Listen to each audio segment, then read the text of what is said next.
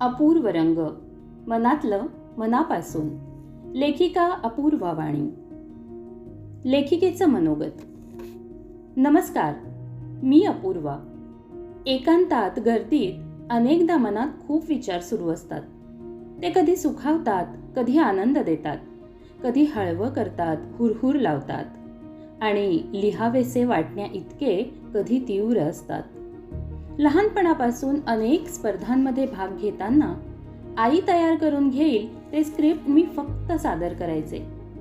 पुढे आकाशवाणीत काम करताना हळूहळू कामाची गरज म्हणून लेखनाला सुरुवात झाली. पण लेखणी हवी तशी बहरत नव्हती.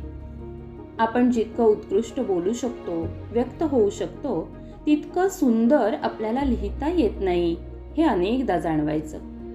पण कामाच्या निमित्ताने अनेक स्क्रिप्ट लिहिलीत. सूत्रसंचालन करताना स्वरचित असे अनेक दाखले वापरले.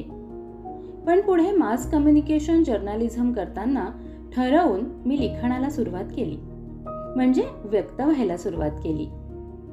सहज सुचेल, मनात येईल ते तसं प्रसंगानुरूप लिखाण केलं. अनेक भावरंग व्यक्त झाले. हळूहळू शब्द जरतारी होऊ लागले. मनाला भिडणारे आणि विचार करायला लावणारे असे अनेक लेख हातून लिहिले गेले. ही लेखांची मालिका आजही सुरू आहे. पण आजपर्यंत झालेलं काम कुठेतरी पुस्तक रूपाने असावं असं वाटलं आणि मग तयार झालं अपूर्व रंग. यात माझ्या मनाची स्पंदनं तुम्हाला वाचायला मिळतील. मनात आलेल्या अनेक भावना मी शब्दबद्ध केल्या आहेत.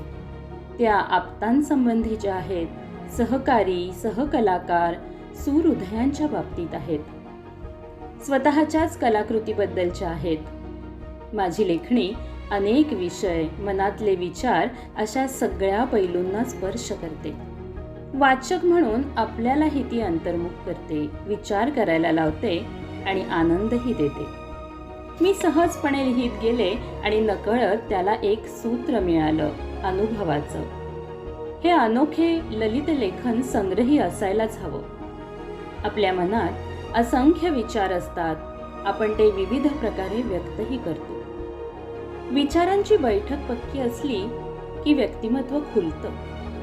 माझं व्यक्तिमत्व घडताना माझी आई सौ अर्चना आपटे, वडील श्री अनिल आपटे यांनी विचारांना बैठक दिली, योग्य मार्गदर्शन केलं. माझे पती श्री पुष्कराज वाणी आणि मुलं सौ समृद्धी आणि चिरंजीव सोहम यांच्यामुळे व्यक्तिमत्वाला विविध पैलू पडले. आज मी सगळ्या भूमिकेत लीलया वावरताना दिसतेय, त्याचं श्रेय या सगळ्यांना आहे. आणि शेवटी माझ्या प्रत्येक कामाचं कौतुक करत, योग्य वेळी चूक दाखवत मला परिपूर्ण होण्यासाठी ज्या सगळ्यांनी योगदान दिलं त्यांच्या प्रती मी कृतज्ञता व्यक्त करते. धन्यवाद.